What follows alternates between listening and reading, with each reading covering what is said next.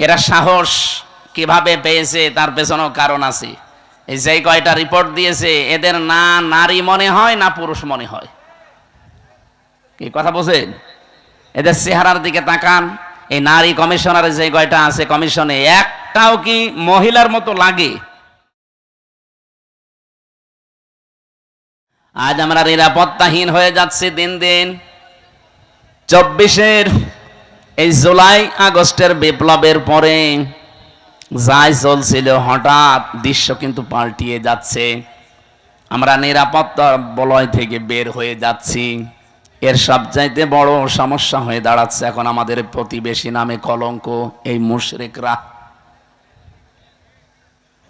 2 নম্বরে ওই যে 7 সমুদ্র 13 নদীর উপার থেকে আরেকটা দল চেষ্টা চালাচ্ছে। এই জন্য নিরাপত্তা যদি আমরা সত্যি পেতে চাই, রাশিয়ার কাছে, চীনের কাছে, আমেরিকার কাছে, ভারতের কাছে পাওয়া যাবে না। আমাদের যেহেতু আরেকটা জগতে বিশ্বাস আসে, সেই হিসাবে বলছি, এই পৃথিবীর ময়দান আমরা নিরাপত্তা পেতে চাই কার কাছে? এই জন্য ইমান যা আছে এইটা যেন নষ্ট না হয়। ইমান আনার পরে যারা ওই আমল করবে, ইমানে যা শিখেছে, আমি খুতবার ভেতরে যে কথাগুলো আরম্ভ করেছিলাম, ওয়ানা শাহাদু আল্লাহ ইলাহা ইল্লাল্লাহ ওয়াহদাহু লা শারীকা লা, এ পর্যন্ত আমি শেষ করে দেইনি। আমরা এমন আল্লাহর স্বীকৃতি দিয়েছি যার কোনো শরীক নেই, তিনি একা। এই সাক্ষীটা যদি কেউ টিকিয়ে রাখতে পারে, আমার খুতবার এ পয়েন্টের ভেতর ছিল শাহাদাতান মাউসিলাতান ইলাল জিনান। এই সাক্ষীটা টিকিয়ে রাখতে পারলে আপনাকে জান্নাত পর্যন্ত পৌঁছিয়ে দেবে। এটা এমন একটা সাক্ষী, যেহেতু তেলাওয়াত করেছি যে আয়াত, এই খুতবার সাথে, আয়াতের সাথে আর হাদিসের সাথে পুরো একটার সারা একটা রিলেটেড আছে। আমি এই সম্পর্কে কথাগুলো আজকে বলবো। আমার কথা ছিল এইটা, আমরা শান্তি, স্বস্তি, নিরাপত্তা, সম্মান, মর্যাদা, ইজ্জত এগুলোর জন্য আজ অনেক কিছু করি।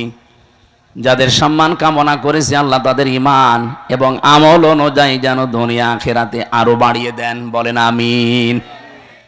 দরুদ আর সালাম পড়ছে আমাদের নবী, মানবতার মহান শিক্ষক মুহাম্মদুর রাসূলুল্লাহ সাল্লাল্লাহু আলাইহি ওয়াসাল্লামের প্রতি। এদিকে তাকান। জীবন চালানোর জন্য আল্লাহ কোরআন দিয়েছেন, আদর্শ মানার জন্য নবী পাঠিয়েছেন যিনি মুহাম্মদুর রাসূলুল্লাহ। ও বাংলার মুসলমানেরা, এই 2টা জিনিস আমাদের সামনে থাকার পরে পৃথিবীতে কার আইন মানার জন্য আপনি চেষ্টা চালান বলেন তো? আপনি কি পাগল না মাথা খারাপ? দুনিয়া চালাতে আল্লাহ আইন বানিয়ে পাঠিয়ে দিয়েছেন। আমরা যে সংবিধান বানাবো কে দিয়ে, সেই নামে আল্লাহ একটা সূরা দিয়েছেন, সূরা ফুরকান। সংবিধান, ফুরকান মানে কি? সংবিধান। 77টা আয়াত আছে এখানে, 73টা ধারা আছে। আজকে 318 পৃষ্ঠা নারী সংস্কার যারা করে, নারী কমিশন বানিয়ে 318 পৃষ্ঠার বই লিখে জমা দিয়েছে। কোরআনে কারিমের প্রায় 11টা না 13টা আয়াতের ভুল ধরেছে তারা। আমি আজকে পুরাটা প্রায় 318 পৃষ্ঠা 3 দিন মিলে পুরাটা পড়লাম।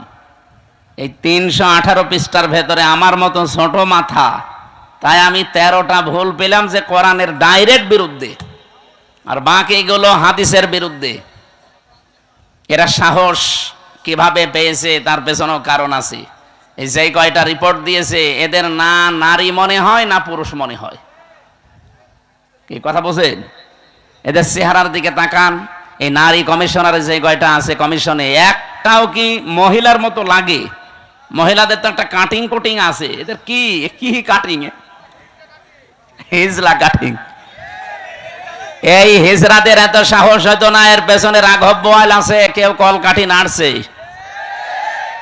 আজকে হেফাজত ইসলাম বাংলাদেশ থেকে একটা ঘোষণা এসেছে, এদের রায় না, এদের কমিশনই আমরা মানি না। কথা বলেন না কেন? এদের রিপোর্ট পেশ করা দূরের কথা, এ কমিশনই মানি না। এদেশে 92% মুসলমান। ভারতে কোরআনের 26টা আয়াতের বিরুদ্ধে ওরা কেস করেছিল, তাই তামাম দুনিয়া ফুঁসে উঠেছিল। আর এখানে অলরেডি 13টা আয়াতের বিরুদ্ধে, এটাও তো একটা কেস। আমরা চাই এই মানুষগুলোর পেছনে যারা আছে তাদের সহ আইনের মুখোমুখি করে তাদের বিচারের আওতায় আনা লাগবে। এবং আপনি মানব অধিকারের নাম নিয়ে, বাক স্বাধীনতার নাম নিয়ে, সমান অধিকারের নাম নিয়ে কোরআনের বিরুদ্ধে, হাদিসের বিরুদ্ধে কোনো কথা যদি সামনে কেউ বলে, কোনো বিচার লাগবে না, ওরে মেরে ফেলা লাগবে। হ্যাঁ, কথা বলেন। সময় এখনই যাচ্ছে, এখনো যদি এভাবে ছাড় দিয়ে চলে যান, এই বিপ্লব যেটা এসেছিল, এই বিপ্লব টিকিয়ে থাকা সম্ভব না। এই আয়াতের যেটা পড়লাম না, এই আয়াতের একটু আগে আছে আনাকিমুদ্দিন ওয়ালা তাতাফাররাকু ফি, তোমরা দিন কায়েম করো, এ ব্যাপারে মত পার্থক্য করবা না। দিন কায়েম বাংলাদেশে নেই, আছে? এই আয়াতের ব্যাখ্যা আধুনিক একটা শব্দ বলছি, এদিকে তাকান। দিন যেহেতু কায়েম আমাদের দেশে নেই, যতটুকু দিন আছে ওইটা টিকিয়ে রাখার চেষ্টা করা সর্বাত্মকভাবে, এইটাও একটা কায়েম। আমাদের দেশে দিন যতটুকু আছে ওইটা টিকিয়ে রাখা লাগবে না? বলেন বলেন। এই যে নামাজ 5 ওয়াক্ত আপনারা মসজিদে পড়েন, এটা দিন না? স্যার তো এটা বোঝাচ্ছিল যে আমাদের নামাজ আছে, অন্তত নামাজটা যেন টিকে থাকে। আমরা প্রকাশ্য কেউ এই দেশে জেনা করি না, কি করি? গোপনে গোপনে যেগুলো আছে এগুলো বাদ দেন, প্রকাশ্যে যেন এইটা কেউ করতে না পারে। ওরা 3 নাম্বার পয়েন্টে লিখেছে দেহ আমার, সিদ্ধান্ত আমার। এটা যদি মেনে নেওয়া হয় তাহলে জেনা ব্যভিচার কি গোপনে থাকবে না প্রকাশ্যে শুরু হবে? ওরা 2 নাম্বার পয়েন্টে লিখেছে যে এখানে বিবাহের ক্ষেত্রে পুরুষের যে অধিকার আছে, মহিলার সে অধিকার নেই। এটা আল্লাহর সিদ্ধান্ত ঠিক হয়নি, এটা ভুল হয়েছে। এরা আমার মাঝে মাঝে চিন্তা হচ্ছে, পুরো বইটা না পড়লে আমার ভালো হতো। এ পড়ে আমার এখন মাথা খারাপ হয়ে গেছে যে এর সাহস পেল কোথায়। যেহেতু কোরআনে কারিম আমাদের সামনে আছে, সংবিধান হিসাবে পৃথিবীর কারো কাছে কিছু ধার করার কোনো দরকার নেই। আর আদর্শ মানতে গিয়ে যেহেতু নবী নিজে এসেছে আমাদের কাছে, সুতরাং পৃথিবীর কাউকে আদর্শ মানা অন্তত দরকার নেই। এই দুটো বিষয়ে আমরা একমত আছি না?